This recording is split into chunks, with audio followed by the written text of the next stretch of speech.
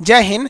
देखिए, जो चाइना के हैकर्स हैं, इन लोगों ने इंडिया की जो स्पेस एजेंसी है इसरो और साथ साथ अमेरिका की जो स्पेस एजेंसी है नासा, उस पर एक साथ अटैक किया है। नासा इससे काफ़ी ज़्यादा इफेक्टेड था। हालांकि नासा ने इसके लिए काफ़ी ज़्यादा इनक्रिप्ट प्रोग्राम को चला रखा है, क्योंकि 2012 में चाइनीज हैकरों ने नासा के कई सैटेलाइटों को कुछ देर के लिए अपने कंट्रोल में ले लिया था। उसके बाद वो लोग काफ़ी इनक्रिप्ट कर दिए हैं इसको।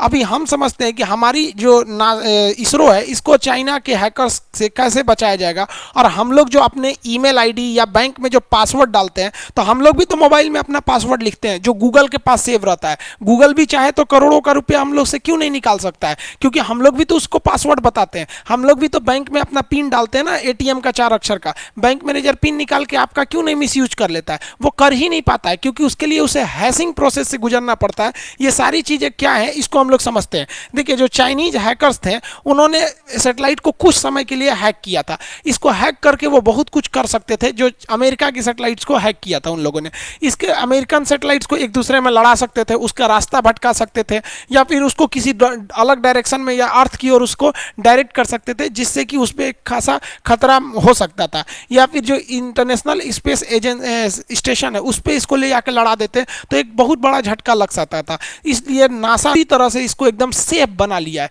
लेकिन भारत के सैटेलाइट अभी भी पूरी तरह से सेफ नहीं है। लेकिन जो हमारे मिलिट्री सैटेलाइट है वो पूरी तरह से सेफ है, क्योंकि चाइनीज जो हैकर्स थे वो भारत के इसरो को, जो इसरो था उसको काफ़ी हद तक उन्होंने टारगेट किया। लेकिन इसरो की जो सैटेलाइट सिस्टम है उसमें 2 तरह के सिस्टम को लगाया गया है। जो सैटेलाइट बनाया जाता है, इस सैटेलाइट में एक ट्रांसपॉन्डर लगाया जाता है। ट्रांसपॉन्डर का मतलब होता है ट्रांसमिट करना और रिस्पॉन्ड करना। मतलब आपके जब आप यहाँ से ट्रांसमिट कर रहे हैं सैटेलाइट को, तो ये इसका रिस्पॉन्ड करके दूसरे को देगा। तो ट्रांसमिट एंड रिस्पॉन्ड से बना होता है ट्रांसपॉन्डर। तो जो इसरो का जो ट्रांसपॉन्डर होता है, इसमें 2 सिस्टम से अवेलेबल है।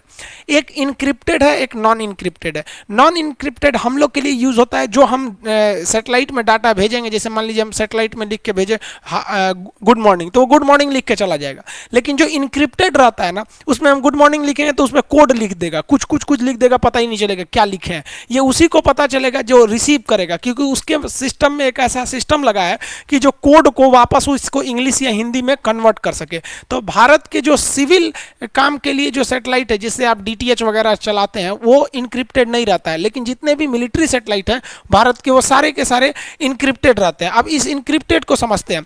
इसी इनक्रिप्टेड सैटेलाइट के आधार पर हम लोग जहाज में वाईफाई को चला देते हैं। जहाजों में वाईफाई नहीं रहता, तो अब एक नया सिस्टम के तहत इनमें भी वाईफाई लगा दिया जाता है। इसके ऊपर एक एंटीना होता है। अब एंटीना पहले क्या था कि नीचे के एंटीना से ग्राउंड से बातें होती थी, जो अंदर की वाईफाई चलती थी लोगों के लिए। पायलट जो होता है वो रेडियो फ्रीक्वेंसी का यूज करता है, तो इसका अलग होता है। लेकिन रेडियो फ्रीक्वेंसी में समस्या क्या, बड़ी भड़ आवाज करता है। इसलिए अगर आप जहाज में बैठे होंगे, कभी पायलट आपको बोलता होगा कि मौसम सही है या गलत, तो उसकी आवाज देखेंगे तो अजीब सी आएगी आपको।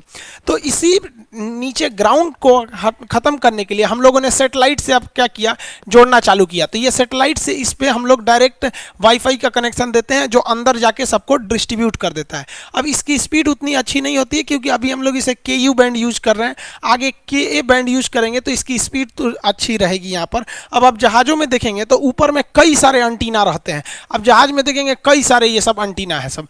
अब ये एंटीना जो होते हैं, ये एक अलग से हवा का एक ड्रैग पैदा करते हैं, जो जहाज को स्मूथ उड़ने नहीं देते हैं। इसलिए एंटीना का साइज छोटा करना जरूरी था, और जो अंदर की स्पीड थी वो भी बढ़ानी जरूरी थी। अब 200 Mbps का स्पीड दिया जाता था। अब 200 Mbps जो स्पीड है, ये पूरे जहाज के लिए स्पीड है।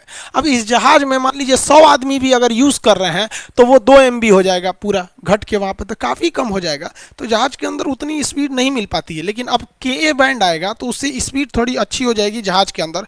और जो ग्राउंड से जो सिग्नल दिया जाता था, उससे तो लाख गुना अच्छा है सैटेलाइट वाला।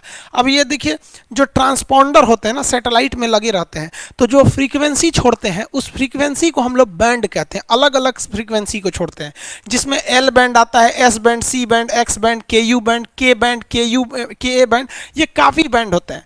अब आप इसका एक स्क्रीनशॉट लेना चाहें तो ले सकते हैं। देखिए, L बैंड जो होता है ना, 1 से 2 गीगाहर्ट्ज पे काम करता है, इसकी स्पीड जो होती है फ्रीक्वेंसी। S बैंड 4 गीगाहर्ट्ज पे काम करता है। C बैंड और अच्छा काम करता है। X बैंड जो होता है ना, मिलिट्री के लिए यूज होता है। हम लोग को जो दिया जाता है वो S बैंड और C बैंड दिया जाता है, हम लोग जो मोबाइल वगैरह में चलाते हैं। और मिलिट्री को जो दिया जाता है वो कौन सा दिया जाता है भाई, एक्स बैंड दिया जाता है मिलिट्री वगैरह को।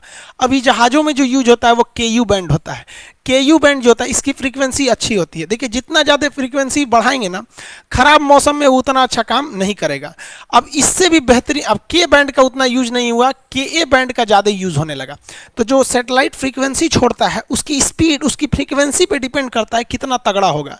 तो KU बैंड से अच्छा था आपका KA बैंड। अब इससे भी अच्छा रहेगा V बैंड, उससे अच्छा रहेगा W बैंड, कई बैंड अच्छे होते हैं।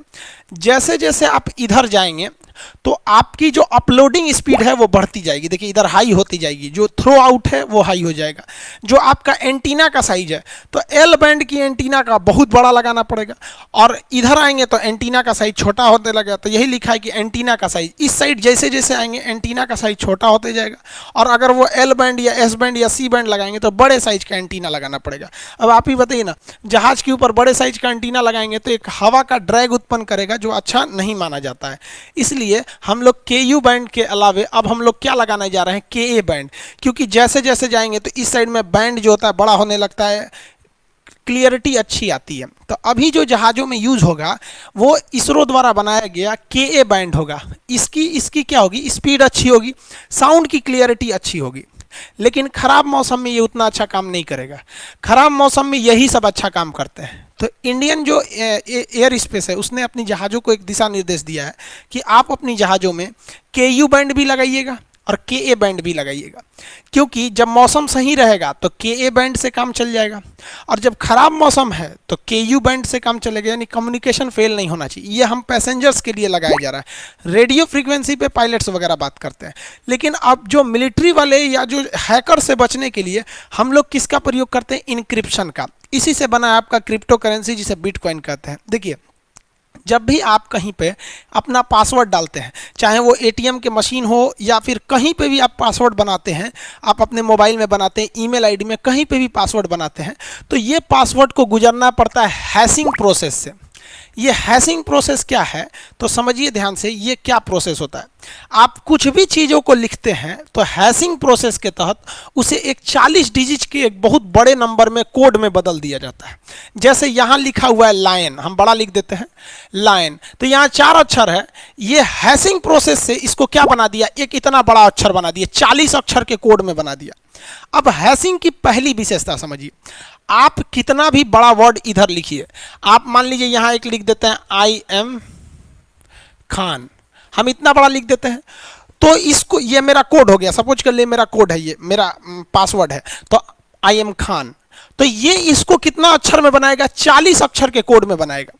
और अगर हम यहाँ केवल अपना पासवर्ड बना देते हैं लव, तो भी इसको ये 40 अक्षर में ही बनाएगा। यानी आप अपना पासवर्ड कितना भी अक्षर बनाइए, ये उसको 40 अक्षर में ही बनाता है। यहाँ पे हैशिंग एक फिक्स साइज होती है, उसी में बनाएगा यहाँ पर पहला। अब देखिए हैशिंग से क्या होता है, बात समझिए।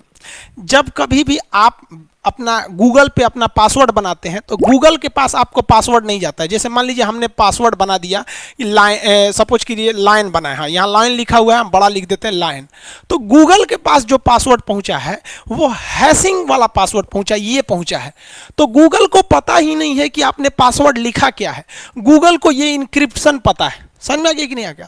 अब अगर कोई गूगल का कर्मचारी है या गूगल से किसी ने ये इनक्रिप्टेड कोड उठा लाया, तो भी वो आपका अकाउंट हैक नहीं कर पाएगा, क्योंकि उसको ये वाला कोड पता है। और अगर गलती से वो ये वाला कोड इधर से आपके अकाउंट में या पासवर्ड में भरेगा, तो वो इसका एक अलग पासवर्ड जनरेट कर देगा वहां पर, क्योंकि हैशिंग केवल वन वे डायरेक्शन में काम करता है। देखिए तीर केवल इधर बना है, यानी आप लाइन को इधर से कन्वर्ट कर सकते हैं, लेकिन अगर आपको ये वाला चीज मिलेगा तो आप इसको इधर से कन्वर्ट नहीं कर पाएंगे कि क्या लिखा हुआ है। तो आपको पासवर्ड में इंक्रिप्शन थोड़ी लिखने को बोलता है, आपको तो पासवर्ड लिखने को मिलता है। तो अगर आपको किसी का हैशिंग कोड पता चल गया तो आप ये नहीं बता पाएंगे कि वो क्या चीज लिखा हुआ है।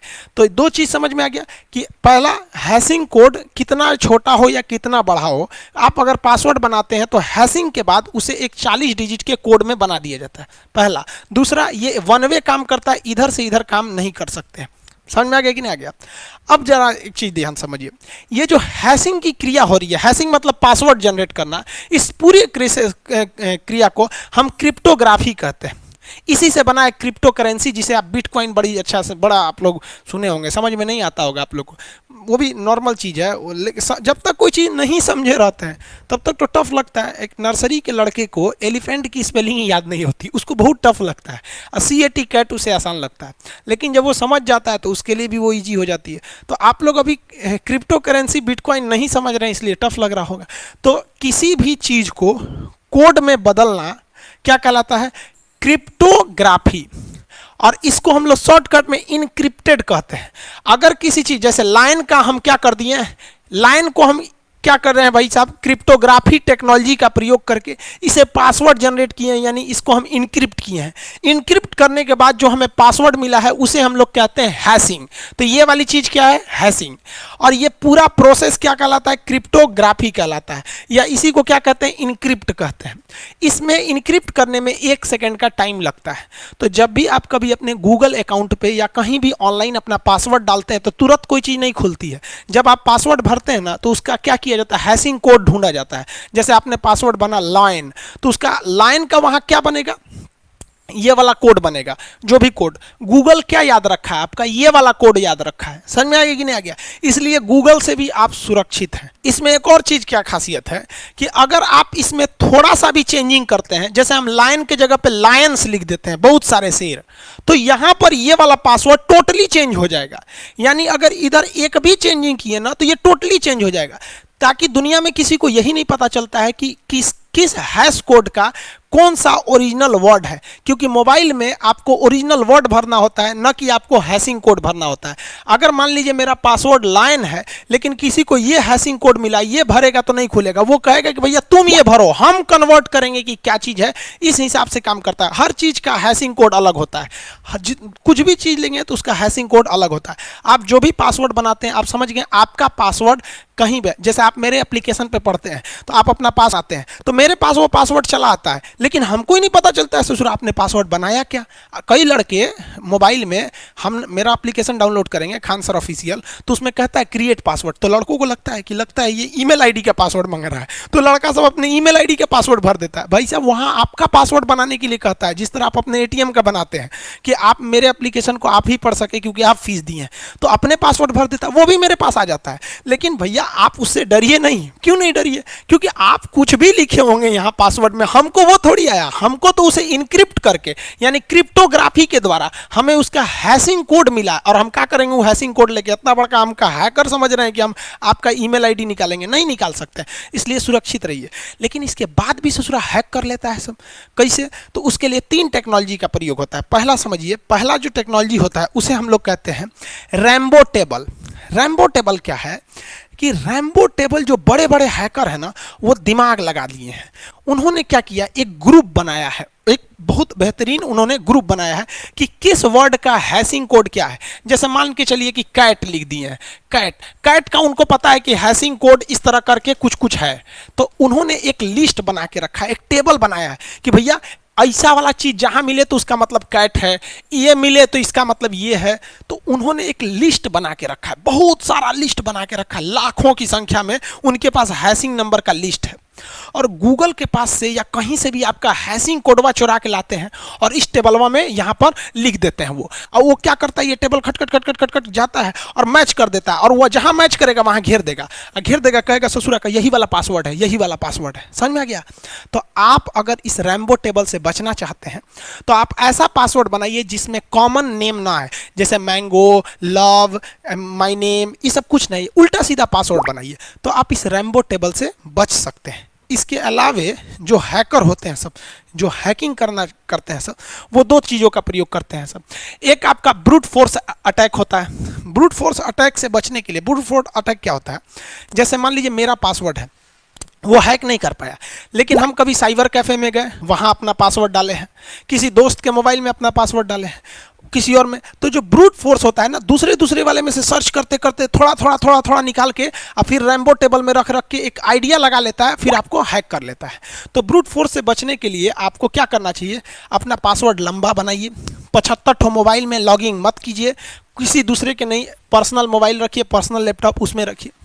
और एक डिक्शनरी टेबल आता है, ये भी रैम्बो टेबल की तरह होता है। डिक्शनरी क्या है, उसमें बना हुआ है, 10 ठो कोड बना हुआ है, अगर उसमें मैच कर गया तो आप फंस गए, नहीं तो नहीं फंस पाएंगे आप लोग। समझ में आ रहा है कि नहीं आ रहा है? हैकिंग से ज़्यादातर हैकिंग कैसे, आजकल टीचरों के चैनल बड़ी ज़्यादा हैक हो रहे हैं। रीजन समझिए क्या हो रहा है कि ज़्यादातर जो टीचर हैं वो खुद मैनेज नहीं करते हैं। जैसे हम क्या करते हैं, हम वीडियो खुद ही बनाते हैं, एडिट खुद करते हैं, अपलोड खुद करते हैं, सब कुछ खुद करते हैं, दूसरे का कुछ नहीं करते हैं। लेकिन ज़्यादातर टीचर एक स्टाफ रखे हुए हैं, अब वो रिकॉर्ड करके चलेगा, स्टाफ टीचर का मोबाइल लिया, अपने मोबाइल में सब कुछ रखा है। अब क्या होता है कि आपका मोबाइल सेफ है, लेकिन आपका जो स्टाफ है वो अपने दोस्त को दिया, वो अपने दोस्त को दिया, धीरे धीरे करते करते जहां 3-4 मोबाइल में लॉगिन हुआ, बस हो गया, ब्रूट फोर्स हो गया।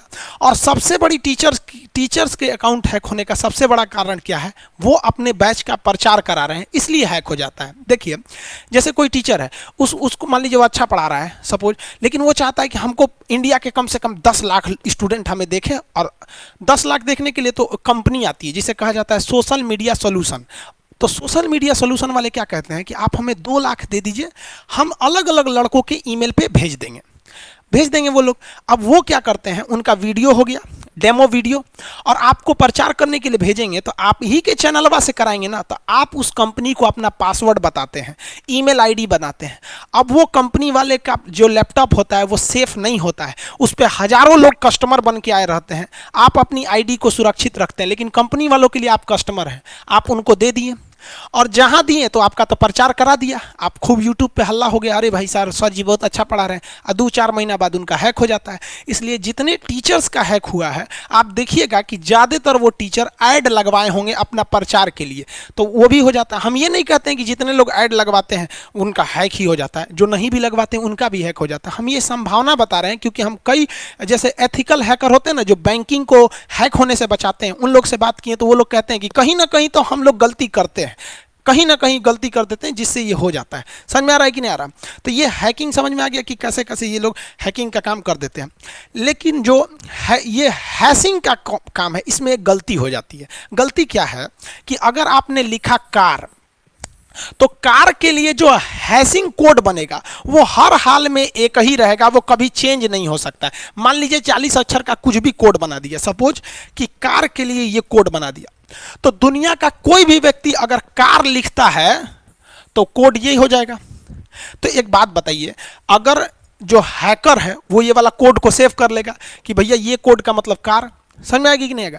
अब वैसे ही मान लीजिए कोई लिख रहा है न्यू, तो न्यू के लिए भी कोई एक कोड बनेगा इस टाइप का, कुछ भी हमेशा न्यू हो गया। अब किसी ने अपने पासवर्ड बना दिया न्यू कार जैसे बनाया, तो हैकर क्या करते हैं सब, आपका ये वाला हैशिंग कोड कैसे भी जुगाड़ कर लेता है सब, और इसको कहाँ ले जाएगा सब, रैम्बो टेबल में पहले से ये सेव है क्या कि भैया इसका मतलब कार, इसका मतलब न्यू, वो बता दिया भैया इस पासवर्ड का मतलब होता है न्यू कार, और वो बैठ के आपका हैक कर लेगा। अब आपका अकाउंट साफ कर दे या चैनल उड़ा दे या कुछ भी कर दे, अलग अलग कर सकता है। तो इससे बचने के लिए एक और बेहतरीन चीज़ निकाला गया, कहा गया कि हैशिंग तो होगा ही, लेकिन इसी में साल्टिंग कर दिया जाए, साल्ट जोड़ दिया जाए, खाना में थोड़ा सा नमक वमक छिड़क दीजिए तो और टेस्टी हो जाता है। तो साल्ट क्या प्रोसेस कर दिया गया। अब ससुराइए साल्ट क्या है, देखिए salt is an advance system of hashing. Salt और हैशिंग में बस अंतर क्या चीज़ है, देखिए क्या है कि जब कभी आप हैशिंग लिखते हैं, जैसे मान लीजिए कार का हैशिंग लिखे, जैसे यहाँ देखिए यहाँ फू बार लिखा हुआ है, फू बार, ये भाई साहब किसी का कोड है, पासवर्ड है फू बार। तो जब कभी भी ये साल्टिंग से यूज करेंगे ना, साल्टिंग से, तो साल्टिंग क्या करता है कि फू बार का हैशिंग बनाएगा। यहाँ देखिए हैशिंग बनाया है, यहाँ हम लिख देते हैं, आपको नहीं दिख रहा होगा, UYFIEEIRU ऐसे बना दिया है, ठीक है। अरे भाई तुम हटो ना यहाँ से, यहाँ पे ये ऐसे बना दिया ये। लेकिन अगर यही व्यक्ति जब दोबारा लिखेगा फू बार, तो इसका वाला चीज अब की वो सेम नहीं रहेगा, आपकी चेंज हो गया। देखिए यहाँ आपको क्लियर नहीं दिख रहा होगा, हम लिख देते हैं ये चेंज हो गया। तो हैशिंग में और साल्टिंग में यही डिफरेंस है कि अगर आप सिंपल हैशिंग लिखिएगा तो एक खास तरह के आपके पासवर्ड का एक फिक्स आपका कोड बनाएगा। समझ में आ गया। लेकिन अगर उसी हैशिंग के साथ साथ आप साल्टिंग जोड़ देते हैं तो बार बार चेंज कर देगा उसको, तो ये कुछ ज़्यादा ही सिक्योर हो जाता है। तो अगर आपका अकाउंट बिजनेस है, आप लोग जो इस क्लास को देख रहे हैं, अगर आप बड़े टीचर हैं या फिर बड़े बिजनेसमैन हैं, तो आप लोग अपने डेवलपर से बोलिए और कहिए कि हमें हैशिंग के साथ साथ साल्टिंग टेक्नोलॉजी भी दीजिए। अगर आप साल्टिंग और हैशिंग कर लिए हैं तो आपके हैक होने का चांसेस लगभग खत्म हो जाता है। गलती आप ही कर देते हैं।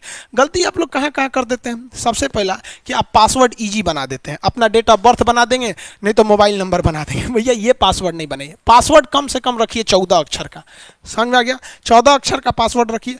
और अगर पासवर्ड आपको याद हो गया तो समझिए आपका पासवर्ड स्ट्रांग नहीं है। अलग अलग चीज़ का यूज करिए, उसमें कुछ कैपिटल लेटर डालिए, उसमें कुछ मान लीजिए आप कुछ स्मॉल लेटर डाल दीजिए, जैसे एक तो कुछ ऐसे डाल दिए, फिर कुछ एफ ऐसे कर दिए, कुछ कुछ मतलब ऐसा डालिए कि आपको लिखना पड़े। उसमें आप मान लीजिए क्रॉस का प्रयोग कर दिए, प्लस माइनस का, डिवाइड का, अलग अलग चीज़ का सिंबल का यूज़ कीजिए। जैसे यहाँ देखिए स्ट्रॉन्ग पासवर्ड बनाया है, यहाँ कैपिटल टी स्मॉल टी लिखा है, फिर कैपिटल वाई लिख दिया है। अगर आप 2 अक्षर का यूज कर रहे हैं तो एक कैपिटल रखिए, एक स्मॉल रखिए, फिर कुछ इस टाइप का लाइए, तब कि आपका जो है अगर बाय द वे आपका हैशिंग कोड लीक भी हो जाए तो जल्दी आपका पासवर्ड पता ना चले।